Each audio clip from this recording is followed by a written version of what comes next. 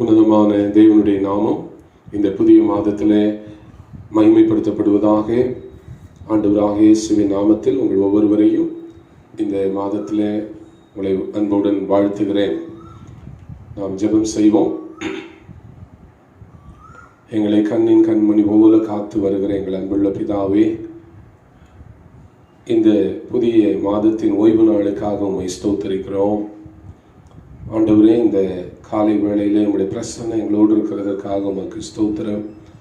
கர்த்தர் எங்களோடு கூட இருக்கிறீர் என்பதே எங்களுக்கு மிகப்பெரிய நம்பிக்கை. ஆண்டவரே, இந்த காலை வேளையிலும் கிறிஸ்துவின் அன்பு எங்கள் உள்ளங்களிலே நிரம்பி வழிவதாக. கடந்த 5 மாதங்கள் கர்த்தர் கண்மணி போல காத்து தேவைகளை எல்லாம் சந்தித்து ஒரு குறைவும் இல்லாமல் எங்களை நடத்தி வந்ததற்காக நன்றி செலுத்துகிறோம். இந்த நாள் ஆராதனை நீர் ஆசீர்வதியும். ஆண்டவரே, எங்கள் நெருக்கத்தில் நாங்கள் உம்மை நோக்கி பார்க்கிறோம். தேவரீர், எங்கள் ஜெபங்களை கேட்டு சீக்கிரத்தில் கர்த்தர் தேசத்தில் நன்மையான காரியங்களை செய்தருளும். இந்த ஆராதனையை பார்க்கிற கேட்கிற ஆண்டவரை பங்கெடுக்கிற எல்லா பிள்ளைகளோடும் தேவ சமூகம், தேவ ஆசீர்வாதம் நிரம்பி வழியும்படியாய் ஜெபிக்கிறோம். ஆண்டவராகிய இயேசு கிறிஸ்துவின் நாமத்தில் ஜெபிக்கிறோம் நல்ல பிதாவே. ஆமென், ஆமென்.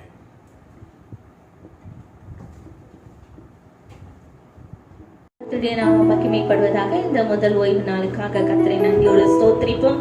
எப்படி கடந்து வருவோமே என்று சொல்லி யோசித்த நாட்கள் உண்டு. கர்த்தர் கிருபையாய் நம்மை நடத்தி வந்திருக்கிறார். ஆபிரகாம் தேவன், ஈசாக்கின் தேவன், யாக்கோபின் தேவன். இந்த பாடலை நாம் எல்லாரும் சேர்த்து பாடுவோம். ஆபிரகாம் தேவன், ஈசாக்கின் தேவன், யாக்கோபின் தேவன் அவர்.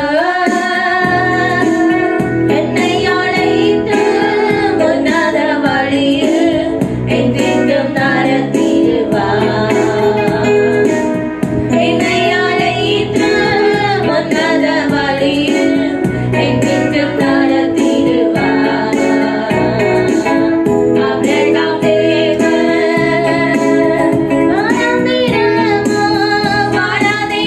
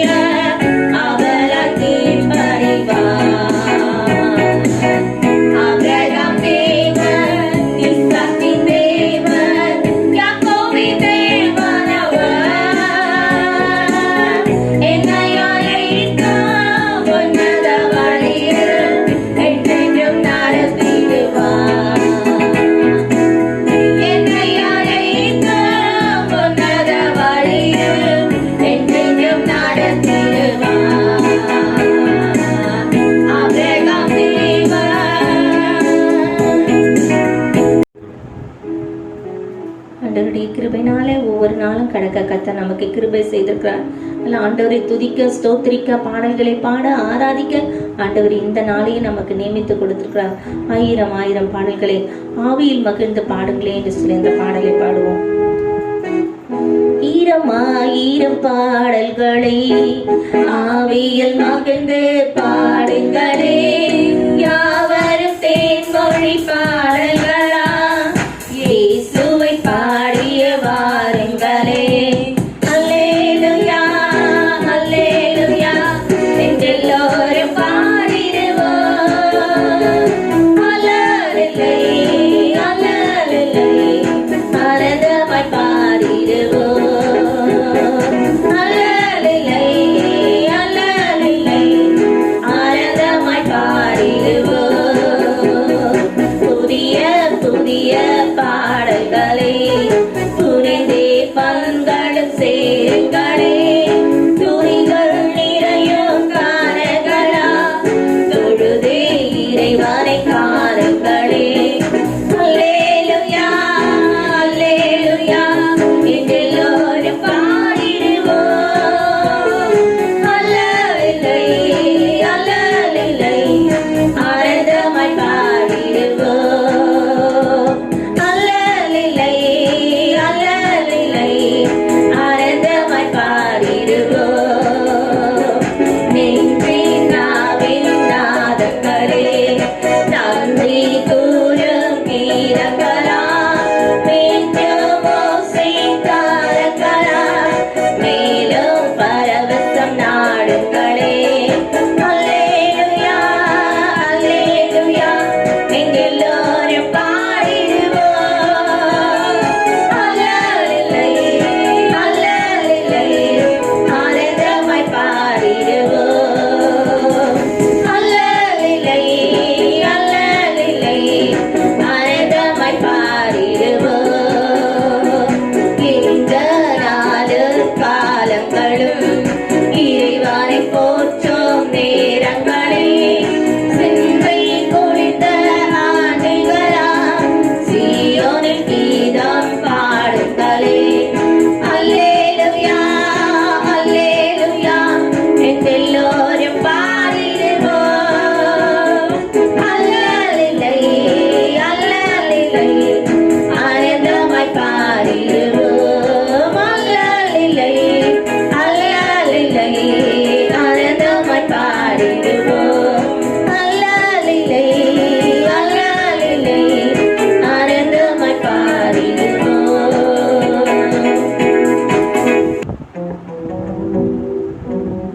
கர்த்தரை நான் எப்போதும் ஸ்தோத்தரிப்பேன், அவர் துதி எப்போதும் என் வாயில் இருக்கும்.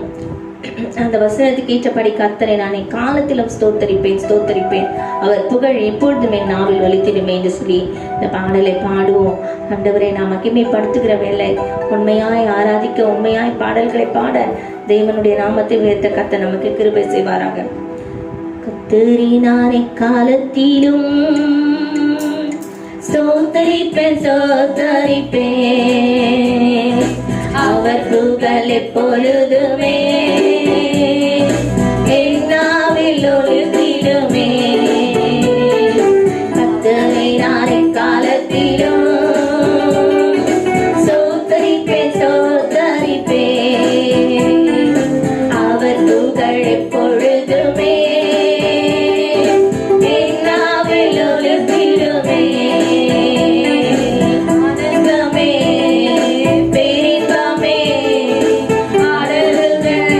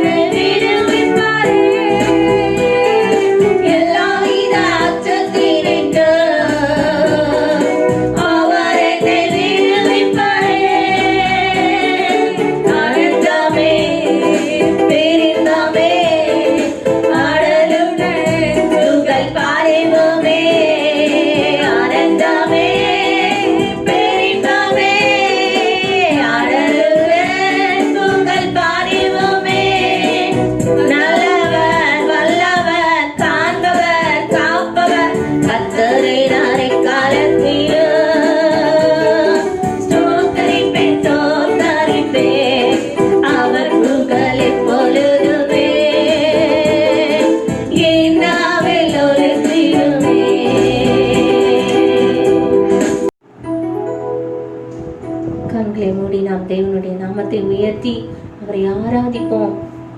நம்ம இருக்கிற இடத்திலே ஆண்டவர் நம்முடைய நடுவில் இருக்கிறார்.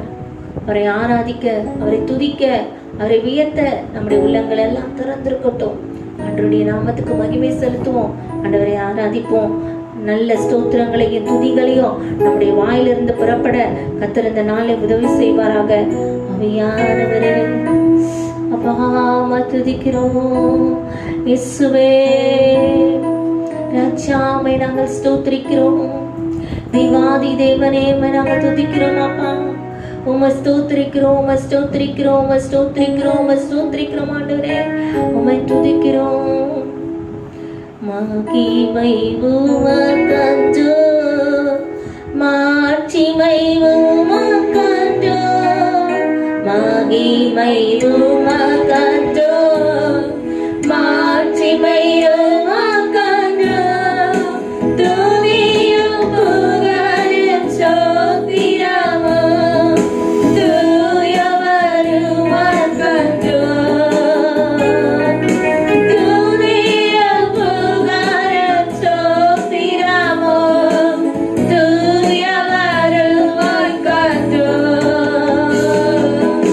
ஆராதனை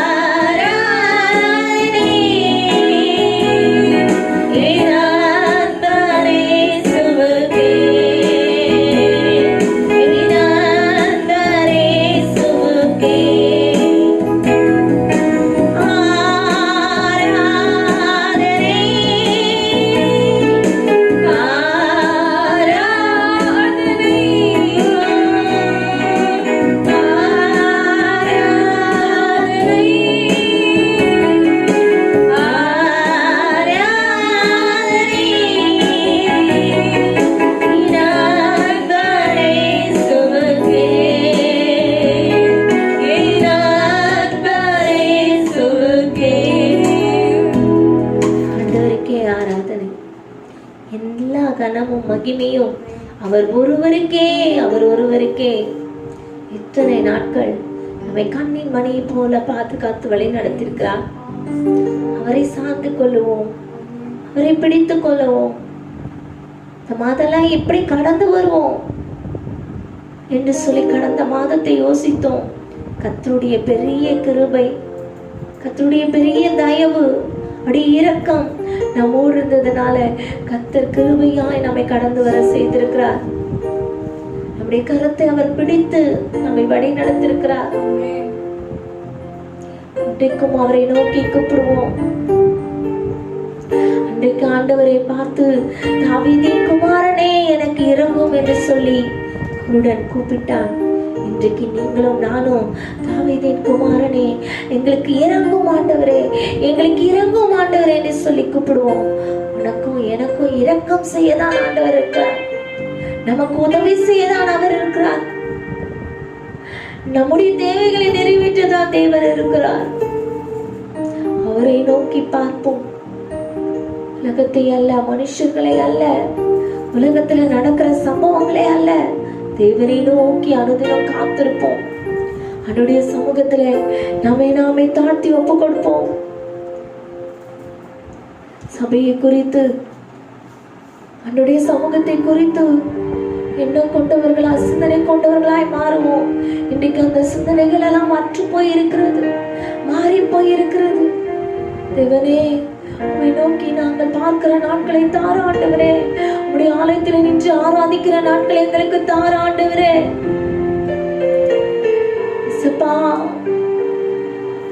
நாட்களில் நடக்கிற கொடூரமான காரியங்கள் இவைகளெல்லாம் எங்களை ஒன்று சேதப்படுத்தாதபடிக்கு இம்மட்டும் நீர் எங்களை நடத்தி வந்திருக்கிறீர் ஆண்டவரே. எங்களுக்கு உதவி செய்யும். உடைய கல்வாரி அன்புக்கு நேரா எங்களை திருப்புகிறோம் ஆண்டவரே. இந்த பலிப்பிடத்துக்கு நேரா எங்களை நாங்கள் ஒப்படைக்கிறோம் ஆண்டவரே. நீங்கள் எங்களை ஒரு விசி கழுவி சுத்திகரித்துக் கொள்ளுங்க. பாவமர எங்களை கழுவும் ஆண்டவரே. எங்களுடைய ஜெபங்கள் தூபங்களாய் ஏறெடுக்கப்படட்டும் ஆண்டவரே. உம்முடைய சமூகத்திலே பிரீதியாய் இருக்கட்டும் ஆவியானவரே. ஆவியானவர் எங்களை நடத்தும்படியாய், ஆவியானவர் எங்களை கர்த்தாவே, நீர் கர்த்தாவே ஒவ்வொரு நாளும் எங்களை கண்ணோக்கி பார்க்கும்படியாய் ஆவியானுடைய கருத்துக்களை எங்களை தாழ்த்தி ஒப்பு கொடுக்கிறோம் ஆண்டவரே. நீங்க நடத்துங்க ஆண்டவரே, நீங்க நடத்துங்கப்பா. உடைய கிருபையினால் எங்களை மூடிக்கொள்ளுங்க ஆண்டவரே. நீங்க இல்லாம எங்களால் இந்த பாறையில எதுவும் செய்திட இயலாத ஆண்டவரே. இன்றைதான் நாங்கள் நம்பி நிற்கிறோம். நீரந்தி என்னாலே பாரில் ஏதோ நான் செய்திட இயலே, சிப்பிரே வழுவாது என்னை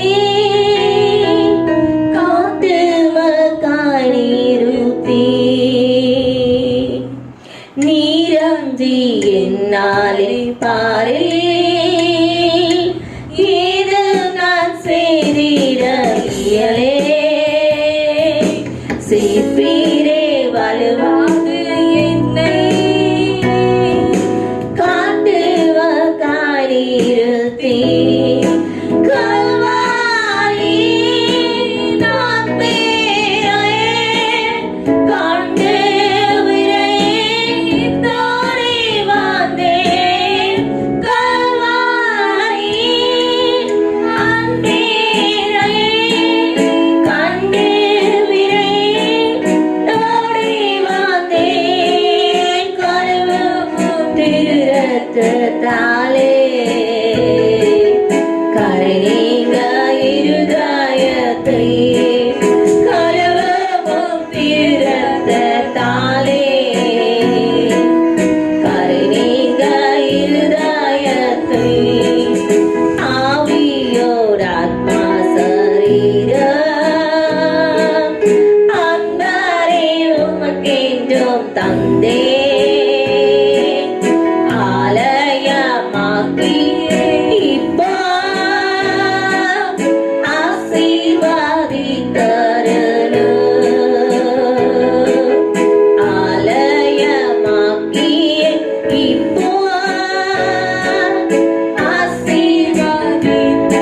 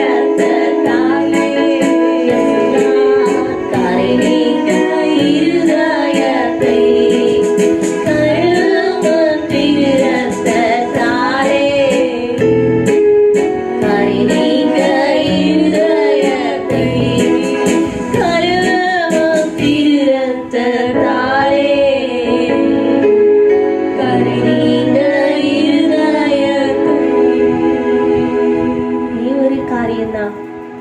அண்டரண்டையில நெருங்கி சேர வேண்டும் என்றால் அப்படி இருதயம் எல்லாம் கழுவப்பட்டிருக்க வேண்டும். சுத்திகரிக்கப்பட்ட ஒரு இதயத்தோடு, சுத்திகரிக்கப்பட்ட ஒரு மனவாட்டியாய் ஆண்டவரண்டையிலே சேர கர்த்தர் நமக்கு இந்த நாட்களில் அதிகமாய் உதவி செய்வாராக. உலகமோ உலகத்தின் காரியங்களோ எல்லாம் நம்மளை இழுத்து விடாதபடிக்கு இவன் அண்டையிலே சேர, இவனே உமது அண்டையிலே சேர எனக்கு கிருபை தாரும், உம்மோடு நெருங்கி நிற்க எனக்கு கிருபை தாரும். இந்த நாட்கள் கர்த்தாவே உம்மோடு நாங்கள் கர்த்தாவே உட்கார்ந்து உம்முடைய பாதத்திலே உட்கார்ந்துக்கிற நாட்களா இருக்கட்டும் ஆண்டவரே. எல்லாம் வேலையெல்லாம் ஆரம்பித்து விட்டாச்சு, வேலைகளுக்கு ஓடிக்கொண்டிருக்கிறோம். கர்த்தரை மறந்து விடாதபடிக்கு, நம்மை காத்த தேவனை மறந்து விடாதபடிக்கு, அவருடைய விசுவாசத்திலே நிலைத்து நிற்க, அவருடைய ஓட்டத்திலே ஓட கர்த்தர் இந்த நாட்களை நமக்கு அதிகமாய் கிருபை செய்வாராக. நமக்கு கிருபை செய்வாராக. அவருடைய பாதத்திலே நம்மை தாழ்த்தி, இயேசுவே இந்த கருத்துக்குள்ள எங்களை கர்த்தாவை மூடி மறைத்துக் கொள்ளுங்க. இந்த வருகிற இந்த மாதம், ஜூன் மாதம் எங்களுக்கு மிகுந்த ஆசீர்வாதமாய் இருக்கட்டும் ஆண்டவரே. ஆலயங்கள் எல்லாம் திறக்கப்பட்டு உம்மை ஆராதிக்க, உம்மை துதிக்க, ஜெபிக்க எங்களுக்கு கிருபை செய்யும் ஆண்டவரே. வருகிற நாட்களிலே ஆண்டவரே நாங்கள் உம்மை ஆராதிக்கிற ஆலயத்திலே சென்று உம்மை ஆராதிக்க எங்களுக்கு கிருபை செய்யும்படியாய் ஜெபிக்கிறோம் அப்பா. எங்களுடைய ஏக்கம், எங்களுடைய எண்ணம் எல்லாம் ஆண்டவரே இந்த நாட்களில் அதுவாய் இருக்கிறது ஆண்டவரே. தேவன் அப்படிப்பட்ட கிருபை இந்த நாட்கள் எங்களுக்கு ஊற்றும்படியாய் ஜெபிக்கிறோம். ஜெபிக்கிற கிருபையை தாரும், வேதத்தை கர்த்தாவை வாசிக்கிற கிருபையை தார ஆண்டவரே. தேவைகள் எல்லாம் நிறைவேற்றுங்க, பிள்ளைகளுடைய ஒவ்வொரு தேவைகளையும் நிறைவேற்றுங்க, ஒவ்வொரு குடும்பத்தை ஆசீர்வதிங்க. இந்த கருத்துக்களை எங்களை தாழ்த்தி ஒப்படைக்கிறோம். இயேசுவின் மூலம் கெஞ்சி கேட்டுக்கொள்கிறோம் பிதாவே, ஆமென். பிரியமானவர்களே, இந்த காலை வேளையிலே மறுபடியும் கூட உங்களை இயேசுவின் நாமத்தில் வாழ்த்துகிறேன். நாம் தேவனுடைய வார்த்தையை இந்த நாளில் கேட்போமாக. பரிசுத்த ஆவியானவர் நம்மோடு கூட பேசுவாராக. ஆண்டவருடைய வார்த்தையை நாம் கேட்கும்போது நாம் விசுவாசத்தோடு கேட்க வேண்டும். ஆண்டவர் என்ன சொல்லுகிறார் என்பதை நாம் கவனித்து கேட்டு அதன்படி செய்யும்போது உன்னதத்தில் இருக்கிற மகா பெரிய தேவன் பெரிய ஆசீர்வாதங்களை உங்களுக்கு கொண்டு வருவார். கடந்த நாட்களில் நான் வேதாகமத்தில் தியானித்த ஒரு அருமையான வேத பகுதியை இந்த நாளிலும் கூட உங்களுக்கு ஆசீர்வாதமாக இருக்கும்படியாக இதை உங்கள் மத்தியிலே நான் வைக்கிறேன். கர்த்தர் தாமே இதை ஆசீர்வதிப்பாராக. என்னோடு கூட நீங்கள் 2 ராஜாக்களின் புஸ்தகம் 6ஆம் அதிகாரம் 24ஆம் வசனத்திலிருந்து நாம் இந்த காலை வேளை கர்த்தருடைய வார்த்தையை நாம் கேட்க போகிறோம். 2 ராஜாக்களின் புஸ்தகம் 6ஆம் அதிகாரம் 24ஆம் வசனம். அன்பானவர்களே, அந்த நாட்களிலே இஸ்ரவேலிலே யோராம் என்கிற ஒரு அரசன் அரசாண்டு கொண்டிருந்தான். அந்த நாட்கள் எலிசா தீர்க்கதரிசியினுடைய நாட்களாக இருந்தது. அப்படிப்பட்டதான நாட்களிலே அந்த யோராம் என்கிற அந்த அரசன் அரசாண்டு கொண்டிருந்த காலத்திலே சீரியாவின் ராஜாவாகிய பெனாதாத் என்று சொல்லக்கூடிய ஒரு அரசன் தன்னுடைய இராணுவத்தை எல்லாம் கொண்டு வந்து இஸ்ரவேலின் தலைமை பட்டணமாகிய சமாரியாவை அவன் முற்றுகை போட்டான் என்று சொல்லி தர்மையான வேத வசனத்திலே நாம் வாசிக்கிறோம். இந்த வேத வசனத்திலே இஸ்ரவேல் சுற்றி முற்றுகை போடப்பட்டது என்று சொல்லி நாம் பார்க்கிறோம். அதாவது அவர்கள் வெளியே எங்கும் செல்ல முடியாதபடிக்கு அவர்கள் பட்டணத்தை சுற்றி இராணுவம், சீரியாவின் இராணுவம் வந்து நின்று விட்டது. பின்பு என்ன நடந்தது என்பதை நாம் தொடர்ச்சியாக கீழே நாம் வாசிக்கிற நாம் பார்ப்போம்.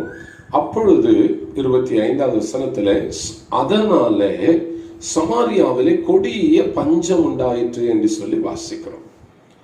அவன் முற்றுகை போடப்பட்டதுனாலே அந்த பட்டணம் முழுவதும் கொடிய பஞ்சம் உண்டாயிற்று.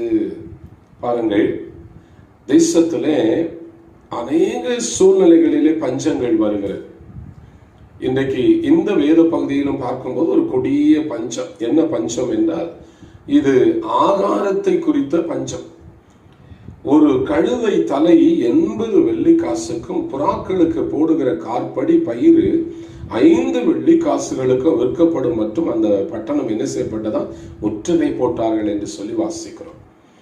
அப்படி என்றால் உணவு அவர்களுக்கு கிடைக்க கூடாதபடிக்கு ஒரு மிகப்பெரிய ஒரு நெருக்கடியான சூழ்நிலை அன்றைக்கு சமாரியாவிலே உண்டாயிற்று. இஸ்ரவேல் மக்கள் ஆகாரத்திற்காக மிகவும் கஷ்டப்படுகிற ஒரு கடினமான சூழ்நிலை வந்தது. பிரியமானவர்களே, இன்றைக்கும் கூட இந்த நாட்களிலே ஆகாரத்திற்கு அநேக தேசங்களிலே பஞ்சம் வந்தது. ஆகாரத்திற்கு அநேக பட்டணங்களிலே கடுமையான நெருக்கடி உண்டாயிற்று என்பதை இந்த கொரோனா வைரஸினால பாதிக்கப்பட்ட சூழ்நிலைகளில் நாமும் கூட இப்படிப்பட்ட சூழ்நிலைகளிலே கடந்து வந்தோம். இதனால என்ன நடந்தது? விலைவாசிகள் பல மடங்கு உயர்ந்து விட்டன. இன்னைக்கு கூட அநேகர் பேசும்போது சொல்லுவார்கள், ஒவ்வொரு பொருளினுடைய விலையும் மிக அதிகமாய் உயர்ந்து விட்டது, வாங்குவதற்கே கஷ்டமாய் இருக்கிறது என்று சொல்வார்கள். இதே போலதான் அன்றைக்கும் கூட சாதாரண ஒரு கழுதை தலை 80 வெள்ளிக்காசுக்கு விற்கப்பட்டதாம். புறாக்களுக்கு போர் வீடு கார்படி பயிர் 5 வெள்ளிக்காசுகளுக்கு விற்கப்பட்டது என்று சொல்லி வாசிக்கிறோம். அப்போ பட்டணங்களிலே கொடுமையான பஞ்சங்கள் வந்தது. அப்படிப்பட்ட சூழ்நிலைகளிலே மக்கள் என்ன செய்தார்கள், கர்த்தர் என்ன செய்தார் என்பதைத்தான் இன்றைக்கு காலை வேளையிலே நாம் வாசிக்க போகிறோம். கொடிய பஞ்சங்கள் தேசத்திலே வந்து கொண்டிருக்கிறது. அன்பியானவர்களே, இன்றைக்கும் ஒருவேளை நீங்கள் ஒரு கொடிய பஞ்சத்திலே நீங்கள் காணப்படலாம். உங்கள் வாழ்க்கையிலே இன்றைக்கு நீங்கள் ஏதோ ஒன்றை இழந்து போன நிலைமையிலே இங்கே இருக்கலாம். ஏதோ ஒன்றை இழந்து ஐயோ நான் என்ன செய்வேன் என்று சொல்லி இன்றைக்கு கலக்கத்தோடு உட்கார்ந்து இருக்கலாம். அன்பான தேவனுடைய பிள்ளையே, இந்த வேத பகுதியை நன்றாய் கவனித்து பாருங்கள். ஆண்டவர் எவ்வளவு பெரிய அற்புத செயலை செய்தார் என்பதை வாசிக்கும் பொழுது நம்முடைய விசுவாசத்திலே ஒரு மிகப்பெரிய ஆசீர்வாதத்தை இந்த காலை வேளை பெற்றுக்கொள்ள போகிறோம். அல்லேலூயா, ஆண்டவருக்கு மகிமை உண்டாகட்டும். தொடர்ச்சியாக நாம் கீழே வாசிக்கும் பொழுது பஞ்சத்தினுடைய அகோரத்தை இந்த வேத பகுதி அழகாய் சொல்லுகிறது. அந்த எருசலேமின் ராஜா அவன் மேல் மாடத்திலே ஒப்பரிகையிலே நடந்து கொண்டிருந்த பொழுது ஒரு ஸ்திரீ ராஜாவை பார்த்து கூப்பிடுகிறாள். அவளுடைய அவல நிலையை இங்கே நாம் வாசிக்கிறோம். அவள் தன்னுடைய குறையை ராஜாவிடத்துல சொல்லுகிறாள். என்ன சொல்லுகிறாள்? அங்க 27வது வசனத்துல நான் வாசிக்கும் பொழுது, நாங்கள்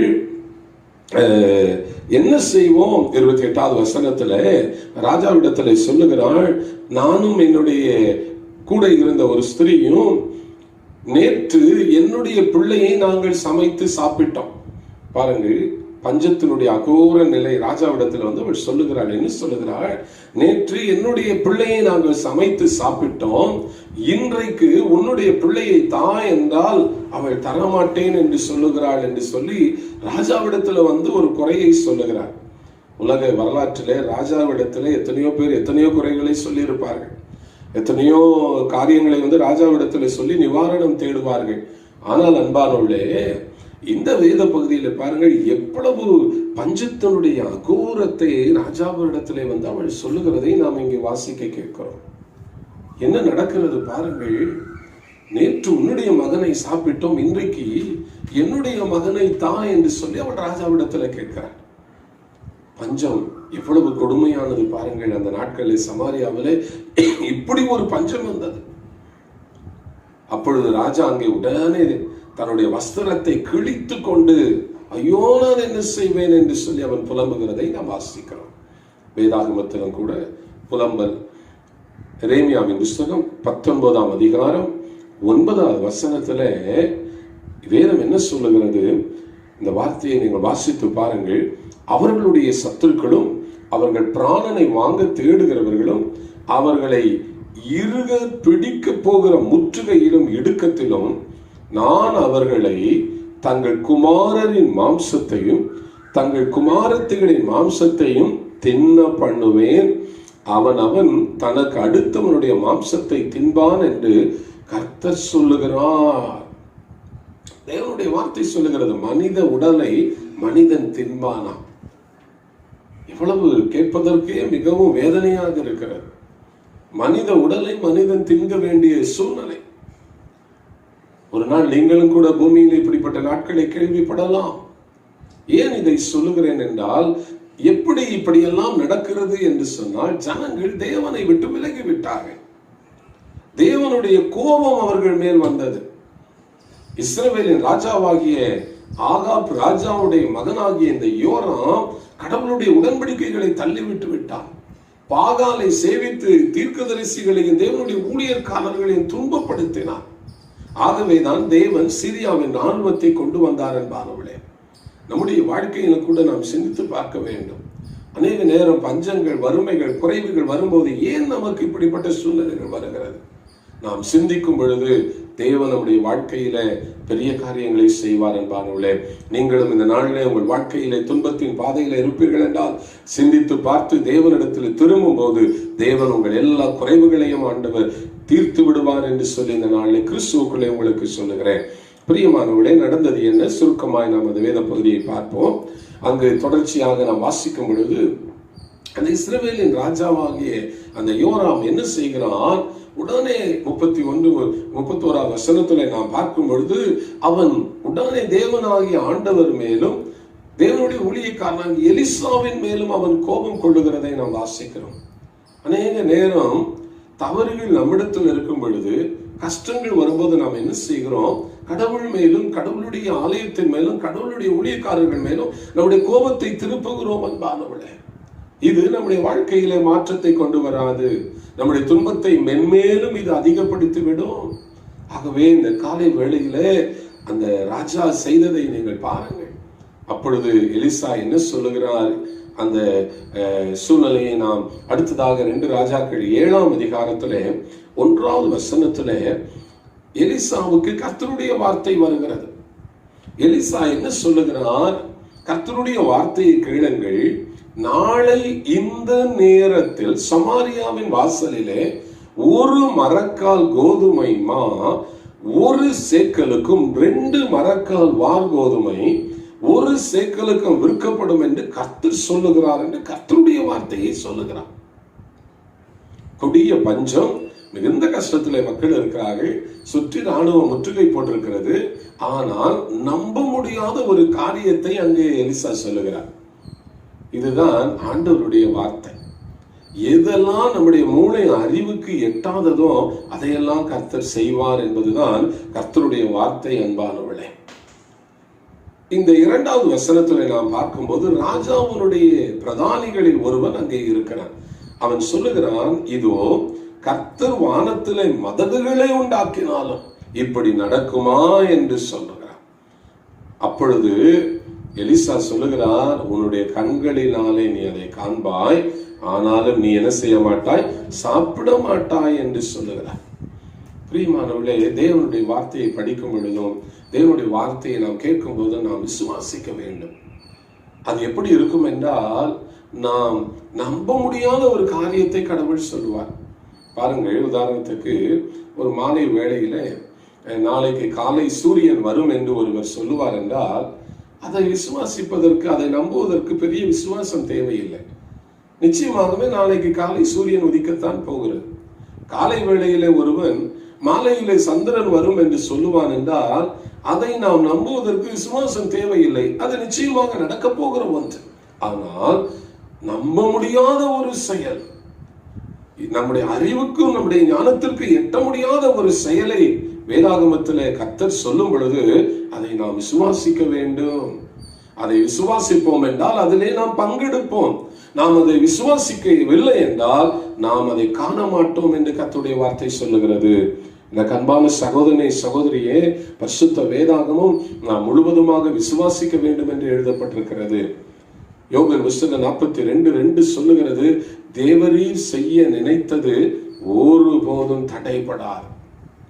தேவரீர் சகலத்தையும் செய்ய வல்லவர், நீர் செய்ய நினைத்தது தடைபடாது என்று அறிந்திருக்கிறேன். தேவன் சகலவற்றையும் செய்ய அவர் வல்லவர். சகலவற்றையும் அவர் செய்ய வல்லவர். அவரால் செய்ய முடியாதது ஒன்றுமே இல்லை. இன்னைக்கு நீங்கள் வறுமையில் இருக்கிறீர்களா? பஞ்சத்தில் இருக்கிறீர்களா? ஐயோ, இந்த மாதம் எவ்வளவு பண தேவை இருக்கிறது, ஸ்கூல் ஃபீஸ் கட்டணும், பிள்ளைகளுடைய படிப்பு காரியங்கள், உங்கள் மனதை அப்படி நெருக்கி கொண்டிருக்கலாம். இன்னைக்கு நான் சொல்லுகிறேன், அவனுடைய வார்த்தையை உங்களுக்கு சொல்லுகிறேன். எலிசா அன்றைக்கு சொன்னது போல கர்த்தர் உங்கள் வாழ்க்கையில் ஆச்சரியமான காரியத்தை செய்வார். நீங்கள் தேவனை விசுவாசியுங்கள். ஆண்டவரின் தேவையை சந்திப்பார் என்று வாய்விட்டு இன்றைக்கு சொல்லுங்கள். இப்பொழுது ஆமேன் என்று சொல்லுங்களேன். கர்த்தர் கண்டிப்பாக செய்வார் என்பார்களே. எலிசா தேவனுடைய வார்த்தையை சொல்லும் போது அந்த பிரதானி சொல்லுகிறார், இது வானத்தின் மதகுகளை திறந்தாலும் நடக்குமோ? வேதத்திலே நாம் படிக்கிற, வேதத்திலே நாம் கேட்கிற சம்பவங்களை நாம் விசுவாசிக்கும் போது கர்த்தர் நமக்கு அதை செய்ய வல்லவர். நம்முடைய ஆண்டவர் சகலவற்றையும் செய்ய வல்லவர். அவரால் ஒன்று செய்ய முடியாதது என்று ஒன்றுமே கிடையாது. ஆகவே உங்கள் விசுவாசத்தை இந்த காலை வேளையில தட்டி எழுப்புங்கள். நான் நம்புகிறவர் பெரியவர் என்று சொல்லுங்கள். என்னுடைய தேவன் அவர் பெரியவர். ஆண்டவரிடத்தில் நல்ல பெரிய காரியங்களை கேளுங்கள். Our God is a big God. Our God is a God of abundance என்று ஆங்கிலத்தில் சொல்லப்படுகிறார். God of abundance. ஆண்டவர்கிட்ட பெருசா கேளுங்க. நிச்சயமாய் ஆண்டவர் உங்களுக்கு செய்ய வல்லவராய் இருக்கிறார். ஆகவே இந்த வேத பகுதியில் நான் வாசிக்கும் பொழுது ஆண்டவர் அந்த அற்புதத்தை செய்ய போகிறார் என்று எலிசா அங்கே வாக்குரைக்கிறார். அப்பொழுது அங்கு சூழ்நிலைகள் என்ன சொல்லப்படுகிறது பாருங்கள். அங்கு குஷ்டரோகிகள் ஒரு 4 பேர் இருக்கிறார்கள். சுருக்கமாக இந்த சம்பவத்தை சொல்லுகிறேன். 4 பேர் குஷ்டரோகிகள் இருக்கிறார்கள்.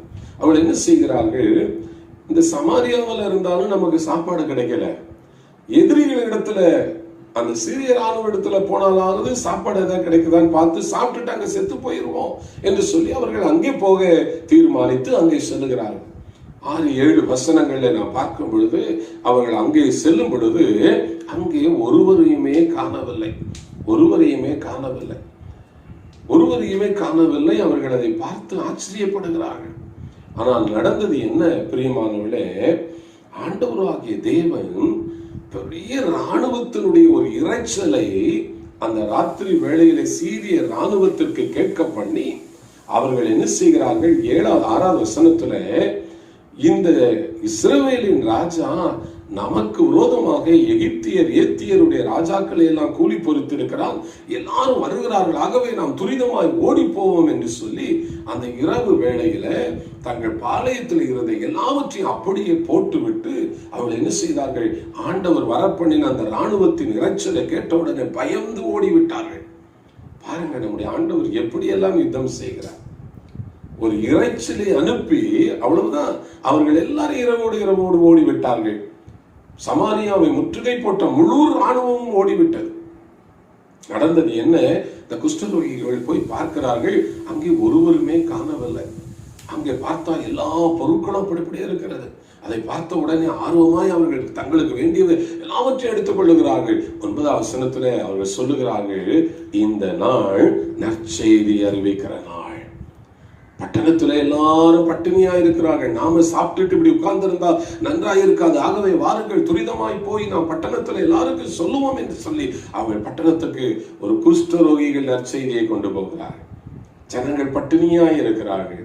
குஷ்டரோகிகள் போய் அந்த செய்தியை சொல்லும் பொழுது இஸ்ரவேலின் ராஜா என்ன சொல்லுகிறான், அதை நம்ப மறுக்கிறான். அவனால் அதை நம்ப முடியவில்லை. உடனே அவன் சொல்லுகிறான் 12வது வசனத்துல அவன் என்ன சொல்லுகிறான், அங்கே இந்த ராத்திரி சீரியர்கள் நமக்கு விரோதமாய் செயல்படுகிறார்கள். அவள் என்ன செய்கிறார்கள், நாம் பட்டினியோடு இருக்கிறோம் என்று சொல்லி பாளையத்தை திறந்து வைத்துவிட்டு அவர்கள் வெளியே நமக்காக காத்திருக்கிறார்கள், ஆகவே நாம் போனால் அவர்கள் நம்மை பிடித்துக் கொள்வார்கள் என்று சொல்லி அவன் பயப்படுகிறான்.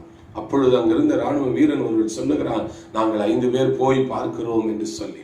அப்பொழுது அவர்கள் அங்கே போய் பார்க்கிறார்கள். அன்பானவர்களே, போய் பார்க்கும்போது அந்த இரைச்சலின் சத்தத்தை கேட்டு அவர்கள் சிதறி ஓடும் பொழுது தங்கள் பொருட்களை எல்லாம் பல மைல்கள் தூரம் சிதறி போட்டு ஓடி போய் ஒருவருமே அங்கே இல்லை என்று கண்டு அந்த செய்தியை ராஜாவிடத்துல வந்து சொல்லுகிறார்கள். சொல்லும் பொழுது பாருங்கள், இஸ்ரவேல் ஜனங்கள் எல்லாம் போகிறார்கள். போய் அங்கே இருந்த எல்லா பொருட்களையும் அவர்கள் எடுத்துக் கொள்ளுகிறார்கள் என்று சொல்லி நாம் பார்க்கிறோம். பிரியமான சகோதரனே, சகோதரியே, ஆண்டவராலே செய்ய முடியாதது ஒன்றுமே இல்லை. கொடிய பஞ்சத்தை ஒரே நாளிலே அவர் அற்புதமாய் மாற்றி போட்டார். எவ்வளவு பெரிய தெய்வத்தை நாம் வணங்கி கொண்டிருக்கிறோம். இன்னைக்கு நீங்கள் ஆண்டவரை விசுவாசிக்கிறீர்களா? இஸ்ரவேல் மக்களை பாருங்கள், வனாந்தரத்தில் இருந்தபோது கர்த்தருடைய வார்த்தையை அவர்கள் விசுவாசித்த போது அற்புதங்களை கண்டார்கள். என்னோடு கூட 106ஆம் சங்கீதம் 12ஆம் வசனத்தை நாம் பார்க்கும்போது அங்க என்ன வாசிக்கிறோம், அவர்கள் 106ஆம் சங்கீதம் 12ஆம் வசனம், அவர்கள் அவருடைய வார்த்தையை விசுவாசித்தார்கள். எகிப்தியர் அவர்களுக்கு விரோதமாய் வந்த பொழுது ஆண்டவர் செங்கடலில் அவர்களை முறியடித்ததை கண்டு அவர்கள் ஆச்சரியப்பட்டு கர்த்தர் தம்முடைய வார்த்தையை நிறைவேற்றினார் என்று சொல்லி அவரை துதித்து பாடி கொண்டாடினார்கள். ஆனால் 13ஆம் வசனம் என்ன சொல்லுகிறது தெரியுமா, சீக்கிரத்தில் அவருடைய கிரியையை மறந்து போனார். இதுதான் உண்மையாகவே மனிதனுடைய நிலைமை. இன்னைக்கு அநேக நேரம் நாம் கவலையோடு உட்கார்ந்து இருக்கிறோம். ஏதோ பெரிய காரியம் நடந்து விட்டது போல உட்கார்ந்து இருக்கிறோம். ஒரு நாளும் அப்படி இராதிருங்கள். நம்முடைய தேவன் பெரிய தேவன். விசுவாசியுங்கள். ஆண்டவர் எவ்வளவு பெரிய காரியங்களை நமக்கு செய்திருக்கிறார், செய்து கொண்டிருக்கிறார், இன்னும் செய்ய போகிறார். அல்லேலூயா. ஒரு நாளும் மன பாரத்தோடு உட்கார்ந்துராதுங்கள், மன சங்கடத்தோடு உட்கார்ந்துராதுங்கள். ஆண்டவரை நல்ல விசுவாசித்து துதியை பாடி கொண்டாடுங்கள். அவர்கள் சீக்கிரமாய் கடவுளுடைய கிரியையை மறந்தார்கள் என்று சொல்லி வாசிக்கிறோம். ஒரு நாள் ஆண்டவர் உங்களை போஷித்ததை மறந்து விடாதிருங்கள். ஒரு நாள் ஆண்டவர் உங்களுக்கு உதவி செய்ததை நீங்கள் மறந்து விடாதிருங்கள். தேவனாலே எல்லாம் செய்யக்கூடும். அன்பானவர்களே, இன்னைக்கு கவலையோடு இருக்கிறீர்களா? நீதிமொழிகளின் புத்தகம் 12ஆம் அதிகாரம் 25ஆம் வசனம் சொல்லுகிறது, இருதயத்தில் உள்ள கவலை அதை ஒடுக்கும். இருதயத்தில் உள்ள கவலை மனுஷனை என்ன செய்யுமோ ஒடுக்கி போட்டுரும். உங்க சரீரத்தை ஒடுங்கி போயிருக்கிறதா? நீ ஏதோ ஒரு கவலையினாலே பாதிக்கப்பட்டிருக்கிறாய். ஆண்டவருடைய வார்த்தை சொல்லுகிற நற்செய்தியோ எலும்புகளை புஷ்டியாக்குமா. வேதத்தை படிக்க படிக்க விசுவாசம் பெருக பெருக உங்கள் சரீரம் நல்ல ஆரோக்கியமாகும், நல்ல புஷ்டியாகும். இது எனக்காக எழுதப்பட்டிருக்கிறது, இது எனக்காக சொல்லப்பட்டிருக்கிறது, இதை நான் விசுவாசிக்கிறேன் என்று சொல்லி பாருங்கள். உங்க கவலைகளெல்லாம் பறந்து போகும். நீங்க கவலையா இருக்கும்போது ஆண்டவருக்கு ரொம்ப வேதனையை கொடுக்கிறீர்கள். அன்பார்களே, இஸ்ரவேல் மக்கள் சீக்கிரமாய் தேவனை மறந்து போனார்கள் என்று வேதம் சொல்லுகிறது. இருதயத்தில் உள்ள கவலை மனுஷனை ஒடுக்கும். வியாதிக்கெல்லாம் காரணமே கவலை தான். நீங்க நல்ல சிரித்து சந்தோஷமா இருந்து பாருங்க, உங்க வாழ்க்கையில நீங்கள் நூறத்தனையான நன்மைகளை பெற்றுக் கொள்வீர்கள். சங்கீதம் 78ஆம் சங்கீதத்திலே 18 22 வசனங்களை நாம் வாசிக்கும் பொழுது இஸ்ரவேல் மக்களை பற்றி சொல்லப்பட்டிருக்கிறது. அவர்கள் என்ன செய்தார்கள் பாருங்கள். 78ஆம் அதிகாரம் 18வது வசனத்துல ஆண்டவர் இதை செய்வாரோ அதை செய்வாரோ என்று தேவனை பரீட்சை பார்க்கிறார்கள். அவங்க இருதயத்துக்கு ஏற்ற போஜனத்தை கேட்கிறாங்க. கடவுள் இதை கொடுப்பாரா எனக்கு? கடவுள் இதை எனக்கு செய்வாரா? நிறைய பேர் நாம் அப்படித்தான் பேசுகிறோம். 19ஆம் வசனத்துல நாம் வாசிக்கும் பொழுது தேவனுக்கு விரோதமாய் பேசினார்கள். ஆண்டவர் வனாந்தரத்துல எங்களுக்கு போஜன பந்தியை ஆயத்தப்படுத்த கூடுமோ? 20ஆம் வசனத்துல அவர் எங்களுக்கு அப்பத்தை கொடுக்க கூடுமோ? அவர் தம்முடைய ஜனத்திற்கு மாம்சத்தை கொடுக்க கூடுமோ என்று கடவுளுக்கு விரோதமாக பேசுகிறார். இன்னைக்கு நீங்க இப்படி பேசுகிறீர்களா? ஆண்டவர் இதை எனக்கு செய்வாரா? ஆண்டவர் இதை எனக்கு கொடுப்பாரா? ஆண்டவர் எனக்கு இதை தர முடியுமா? எத்தனை பேர் இன்றைக்கு நாம் அப்படி கேட்டுக்கொண்டிருக்கிறோம். அருமையான சகோதரனே, சகோதரியே, அவிசுவாசம் நம்மை விட்டு விலக வேண்டும். 21ஆவது வசனத்துல அங்கு சொல்லப்படுகிறது, அவர்கள் ஆண்டவரால் தேவனை விசுவாசியாமலும் அவருடைய ரட்சிப்பை நம்பாமலும் போனதுனால கர்த்தர் அவர்கள் மேல் கோபம் கொண்டார்.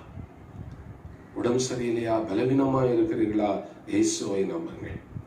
நெருக்கடியில் இருக்கிறீர்களா? குழப்பத்தில் இருக்கிறீர்களா? ஆண்டவருடைய ஆலோசனையை நாடுங்கள்.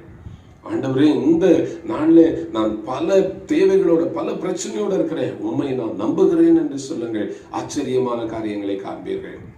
அருமையான தேவனுடைய பிள்ளை, தேவனாலே கூடாத காரியம் ஒன்றுமே இல்லை, ஒன்றுமே இல்லை. ஆகவே ஆண்டவரை நீங்கள் விசுவாசியுங்கள். தேவன் மகத்துவமான காரியங்களை நமக்கு செய்வார். எந்த சூழ்நிலையிலும் தேவன் மேல் நாம் விசுவாசம் வைக்க வேண்டும். அதைத்தான் இந்த ராஜாக்கள் புஸ்தகத்தில் இன்னைக்கு நான் வாசித்த சம்பவத்தின் மூலம் நான் உங்களுக்கு சொல்லுகிற ஒரே ஒரு செய்தி அதுதான். எந்த சூழ்நிலையிலும் ஆண்டவரை நம்புங்கள். எந்த சூழ்நிலையிலும் நம்பலன்னா என்ன நடக்கும்? அந்த ராஜாக்கு கைலாக கொடுக்கிற அந்த பிரதானிக்கு சம்பவித்ததை பாருங்கள். கடைசி 2 வசனங்களிலே நாம் பார்க்கும்போது அந்த சம்பவத்திலே 7ஆம் அதிகாரம் கடைசியில நாம் பார்க்கும் பொழுது அங்க என்ன நடக்கிறது? ராஜா அவனை என்ன செய்கிறான்? அந்த பிரதானியை அந்த ஒலிமுக வாசல்ல ஜனங்களை ஒழுங்குபடுத்தும் வேலையை செய்கிறதற்கு வைக்கிறார். ஜனங்கள் பல நாட்களாய் பட்டினியாய் இருக்கிறார்கள். ஆகாரம் இல்லாததுனால ஜனங்கள் மிக வேகமாய் அங்கே போய் என்ன செய்கிறார்கள்? பட்டண கொள்ளையடிக்க வேகமாய் போகிறார்கள். அந்த நெருக்கத்துல வேதம் சொல்லுகிறது 20ஆம் வசனத்துல, ஜனங்கள் அவனை நெருக்கினதுனால அவன் என்ன செய்தானா? செத்து போனான். 19ஆம் வசனத்துல, கர்த்தர் வானத்தின் மதகுகளை திறந்தாலும் இப்படி நடக்குமா அப்படின்னு சொல்லி அவன் கேட்டான். பாத்தீங்களா? அதனாலேயே செத்து போயிட்டான். அன்பானவர்களே, இயேசு நமக்கு வாழ்வு கொடுக்கிறார். இயேசு நம்மை வாழ வைத்து பார்க்கிற தெய்வம் அவர். எவ்வளவு சந்தோஷமா நம்மளை வைக்க முடியும்னு ஆண்டவர் பார்க்கிறார். ஆனா நம்முடைய எண்ணங்களோ அவிசுவாசத்துல இருக்கிறது. இன்னைக்கு நீங்க சுகம் பெற முடியாத ஒரு சூழ்நிலை இருப்பீர்களா? இயேசு எனக்கு சுகம் தருவார்னு வாயை திறந்து சொல்லு. சீஷர்கள் ஒரு விசை படகுல போகும் பொழுது காற்று அடித்து படகு கவிழ்ந்து போகக்கூடிய சூழ்நிலை. அதை லூக்காவில் நான் வாசிக்கும் பொழுது லூக்கா 8:22 26 வரைக்கும் அந்த சம்பவம் இருக்கிறது. அந்த லூக்கா 8ஆம் அதிகாரம் 25ஆவது வசனத்துல பாத்தீங்கன்னா ஆரம்பமே ஆண்டவர் கேட்கிறாரு, உன் விசுவாசம் எங்கே? எந்த ஒரு காரியத்திலையும் ஆண்டவர் நம்மிடத்துல என்ன கேட்பார் தெரியுமா? நீ விசுவாசிக்கிறாயான்னு தான் கேட்பார். அவர் அற்புதம் செய்கிறதற்கு, அவர் ஆச்சரியமான காரியம் செய்யணும்னா நம்மிடத்துல ஆண்டவர் எதிர்பார்க்கிறது விசுவாசம் எங்கே? இன்னைக்கு உங்க விசுவாசம் எங்கே? விசுவாசிக்காதனால அந்த பிரதானி என்ன செய்தான்? அந்த பாக்கியத்தை இழந்து போனாமா. எல்லாரும் சாப்பிட்டாங்க, ஆனா அவன் சாப்பிட முடியல. இன்னைக்கு நீயும் சாப்பிட முடியாம இருக்கிறாயா? இழந்து போய் இருக்கிறாயா? நல்ல விசுவாசி. ஆண்டவர் எனக்கு போதும், ஆண்டவர் எனக்கு சுகம் கொடுப்பார், ஆண்டவர் என்னை ஆசீர்வதிப்பார், நான் ஆண்டவருடைய ஐஸ்வர்யத்துல பங்கு பெறுவேன், தேசத்தின் சுதந்திரங்களை எல்லாம் அனுபவிக்க போகிறேன் என்று சொல்லி உங்களை உற்சாகப்படுத்திக் கொள்ளுங்கள். பவுல் சொல்வாரு 2 தீமோத்தேயு 1ஆம் அதிகாரம் 12ஆம் வசனத்துல, நான் வெட்கப்பட்டு போக மாட்டேன். 2 தீமோத்தேயு 1:12 நான் வெட்கப்பட்டு போக மாட்டேன், நான் விசுவாசிக்கிறவர் இன்னார் என்று அறிந்திருக்கிறேன். அருமையான வார்த்தைகள் அரும்பானவர்களே. விசுவாசிச்சா பாக்கியமா இருப்போம். எது நடக்காதோ அதையெல்லாம் விசுவாசிக்க ஆரம்பிச்சிருங்க. இன்னைக்கு ஒரு சின்ன வீட்டுல இருப்பேன், ஒரு நாள் நான் பெரிய வீட்டுல இருக்க போறத போல நம்புங்க. கர்த்தர் உன்னை பெரிய வீட்டுல கொண்டு போய் வைப்பார். பாஸ்டர் பால்யாங்கிச்சு அவர்களுடைய புஸ்தகத்தை நீங்க வாசிக்கும் போது விசுவாசத்தில் அவர் பெற்றுக்கொண்ட ஆசீர்வாதங்களை எழுதுகிறார்.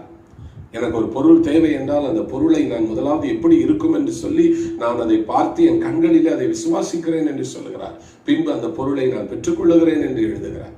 இன்னைக்கு உங்களுக்கு என்ன தேவை? வறுமையில் இருக்கிறீர்களா? வேலை இல்லாமல் இருக்கிறீர்களா? பலவீனமாய் இருக்கிறீர்களா? நீங்கள் விசுவாசிக்கிறவர் இன்னார் என்று அறிந்து கொள்ளுங்கள். தேவனாலே கூடாத காரியம் ஒன்றும் இல்லை. இந்த சமாரியாவில் நடந்த இந்த சம்பவமானது விசுவாசிக்கிறவர்களுக்கு ஆசீர்வாதத்தையும், விசுவாசிக்காதவர்கள் அதன் பலனை அனுபவிக்க முடியாது என்பதையும் மிக தெளிவாய் நமக்கு காட்டுகிறது. ஆகவே உங்கள் இருதயம் கலங்காதிருப்பதாக. எந்த சூழ்நிலையில நீங்கள் இருந்தாலும் இன்னைக்கு இயேசுவை விசுவாசியுங்கள். அவர் உங்களுக்கு அற்புதங்களை செய்ய வல்லவராயிருக்கிறார். ஒரு சிறு சம்பவத்தை சொல்லி நான் நிறைவு செய்கிறேன். ஒரு சிறு பையன் அவன் தான் போகிற வழியிலே ஒரு இருளடைந்த, ஒரு பாழடைந்த ஒரு பகுதியை கடந்து செல்ல வேண்டியதாக இருந்தது. அந்த இடம் எப்பொழுதும் இருளாய் இருக்கும். அங்கு ஒரு பாழடைந்த வீடு இருக்கிறது. அங்கு ஜனங்கள் எல்லாரும் இங்கே பேய் இருக்கிறது என்று சொல்லி அங்கு ஒரு அச்சத்தை ஏற்படுத்தி வைத்திருந்தார்கள். இவன் ஒவ்வொரு நாளும் அந்த பகுதியை கடந்து போக வேண்டியதனாலே அவன் மிகவும் பயப்பட்டான். அப்பொழுது அங்கிருந்த சில பெரியவர்கள் சொல்லுகிறார்கள், தைரியமா போ, ஒன்னும் ஆகாது என்று சொல்லுகிறார்கள். சிலர் சொல்லுகிறார்கள், கடவுளை நம்பிப்போ, கடவுள் உன்னை கைவிட மாட்டார் அப்படின்னு சொல்லி சொல்லுகிறார்கள். அப்ப அங்கிருந்த ஒரு பெரியவர் சொன்னாரு, தம்பி நீ அந்த இடத்தை கடந்து போகிற வரைக்கும் நான் உன் கூட வரேன் வா என்று சொல்லி அவனை கொண்டு போய் விட்டாராம். என்பார்களே, உலகம் உங்களுக்கு உற்சாகத்தை கொடுக்கும், உலகம் உங்களுக்கு தைரியத்தை கொடுக்கலாம். ஆனால் இயேசு ஒருவரோ எல்லா சூழ்நிலைகளிலும் நம்மோடு கூட வருவார். எல்லா சூழ்நிலைகளிலும் உங்களோடு கூட வருவார். ஆகவே இந்த நல்ல ஓய்வு நாளின் காலை வேளையில நீ விசுவாசித்தால் தேவனுடைய மகிமையை காண்பார். விசுவாசத்துல நல்ல பலப்படணும்னு சொல்லி இன்னைக்கு நான் உங்களை உற்சாகப்படுத்துகிறேன். நானும் அதை அதிகமாய் வாஞ்சிக்கிறேன். எதெல்லாம் நடக்காதோ அதெல்லாம் நடக்கும் என்று நம்புங்கள். எலிசா அன்னைக்கு சொன்ன கர்த்தருடைய வார்த்தை, வேதம் அழகாய் சொல்லுகிறது, கர்த்தருடைய வார்த்தையின்படியே எலிசாவிடத்தில் கர்த்தருடைய வார்த்தை இருந்தது. இன்னைக்கு நானும் உங்களுக்கு கர்த்தருடைய வார்த்தையை சொல்லுகிறேன். விசுவாசியுங்கள். இயற்கைக்கு அப்பாற்பட்டதை ஆண்டவரிடத்துல கேளுங்க. நான் ஏற்கனவே சொன்னது போல பார்க்கிறத இல்ல பார்த்ததை நம்புகிறதற்கு விசுவாசம் தேவையில்லை. என்னுடைய வாழ்க்கையில் ஆண்டவரே நான் காணாததை நான் விசுவாசிக்கிறேன் என்று இந்த காலை வேளை சொல்லுங்க. இயற்கைக்கு அப்பாற்பட்ட காரியத்தை ஆண்டவர் செய்ய போகிறார் என்று சொல்லுங்க. நீங்கள் அதை பெற்றுக்கொள்வீர்கள். ஆகவே வானத்தின் மதகுகளை திறந்து தேவன் நம்மை போஷிக்க வல்லவராய் இருக்கிறார். பஞ்சங்கள் வரலாம், ஆனால் நம்மை அழைத்தவர் நம்மை ஒரு நாளும் கைவிடவே மாட்டார்.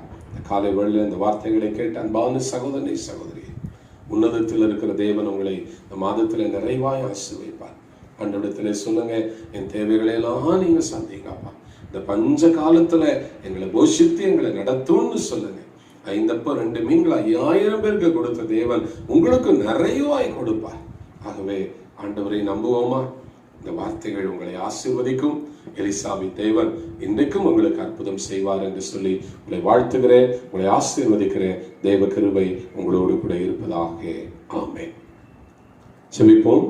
இரக்கமுள்ள, கிருபையுள்ள, தயவுள்ள எங்கள் அன்பின் பிதாவே, உடைய குமாரனாக இயேசுவின் நாமத்தில் நாங்கள் ஜெபிக்கிறோம். இந்த காலை வேளை ஜனங்களுடைய விசுவாசம் எழும்பட்டுங்க ஆண்டவரே. விசுவாசத்தினால் தேவனுடைய மகிமையை நாங்கள் காண்போம். எங்கள் ஆண்டவரால் முடியாதது ஒன்றுமல்ல. கொடிய இஸ்ரவேலின் பஞ்சத்தை நீக்கின தெய்வம் நீங்க ஆண்டவரே. இயற்கைக்கு அப்பாற்பட்ட காரியம் நடந்ததை நாங்கள் பார்க்கிறோம். அப்படியே இந்த காலை வேளை இந்த வார்த்தைகளை கேட்ட எல்லா பிள்ளைகளுடைய வாழ்க்கையிலும் இயற்கைக்கு அப்பாற்பட்ட காரியங்கள் நடப்பதாக. இருதயத்தில் உள்ள கவலை அதை ஒடுக்கும், நல் வார்த்தையோ அதை ஆண்டவரை உயிர்ப்பிக்கும் என்று நாங்கள் வாசிக்கிறபடி இந்த காலை வேளை அநேகர் உயிர்ப்பிக்கப்படுவார்களாக. பரிசுத்த ஆவியானவரே, ஒவ்வொரு இருதயத்தையும் நீர் பலப்படுத்துங்க. விசுவாசிக்க அவங்களுக்கு உதவி செய்யுங்க. எங்க ஆண்டவர் பெரியவர், தேவரே சகலவற்றையும் செய்ய வல்லவர். என் வாழ்க்கையில இயற்கைக்கு அப்பாற்பட்டதை செய்யும். நானும் அதை விசுவாசிக்கிறேன், ஜனங்களும் அதை விசுவாசிக்கட்டும். மற்றவர்களுக்கு சாட்சியாய் சொல்ல என்னிடத்துல அநேக விசுவாசம் எழும்பும்படி நான் வேண்டிக் கொள்ளுகிறேன் ஆண்டவரே. இந்த காலை வேளை இந்த வார்த்தைகளை கேட்ட எல்லா பிள்ளைகளையும் நீர் ஆசீர்வதி. எங்களோடு நீர் இருக்கிறீர் என்பதை நம்முடைய வார்த்தைகள் உறுதிப்படுத்தும்படி ஆய்ச்சிக்கிறோம். சபை ஆசீர்வதியும், மக்களை ஆசீர்வதியும். இந்த வார்த்தைகளை ஆண்டவரே பல வழிகளின் மூலமாய் காண்கிற கேட்கிற எல்லா பிள்ளைகள் உள்ளங்களில் விசுவாசம் எழும்பட்டும். தேவன் பெரிய காரியங்களை செய்ய போகிறார் என்று நம்பிக்கையோடு காணப்பட கிருபைத்தார். ஒவ்வொருவரையும் வாழ்த்தி ஆசீர்வதிக்கிறோம். இயேசுவின் நாமத்தில் ஜெபிக்கிறோம் நல்ல பிதாவே. ஆமென், ஆமென். ஆத்துமாவே கர்த்தரை ஸ்தோத்திரி, என் முழுமையோட பரிசுத்த நாமத்தை ஸ்தோத்திரி. என் ஆத்துமாவே கர்த்தரை ஸ்தோத்திரி, அவர் செய்த சகல உபகாரங்களை மறவாதே. ஆமென். நம்முடைய ஆண்டவராகிய இயேசு கிறிஸ்துவின் கிருபையும் பிதாவாகிய தேவனுடைய அன்பும் பரிசுத்த ஆவியானுடைய வழிநடத்தல், ஆசீர்வாதம், அபிஷேகம், நன்மைகள் நம் அனைவரோடும் இன்னும் என்றும் சதா காலங்களிலும் இருப்பதாக. ஆமென், ஆமென். God bless you. தேவன் உங்களோடு இருப்பாராக. ஆமென்.